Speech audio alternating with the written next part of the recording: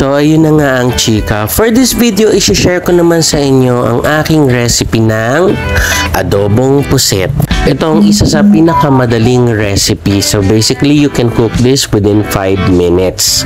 So para sa 1/4 kilo ng pusit, we would need 3 tablespoons ng toyo, 2 tablespoons ng suka, 1 teaspoon ng brown sugar, konting pamintang pino, at konting dahon ng laurel. Mix it a little at tikman bago ihalo at i-strain ang pinigang tinta ng pusit. Kapag okay na ang sauce, magisa na tayo ng finely chopped na bawang at sibuyas. And by the way, lulutuin natin ang pusit ng mabilisan under high flame para hindi siya kumunat. So bale 1 minute na gisa, 1 minute na sangkutsa, and then ibuhos ang sauce and simmer for 3 minutes.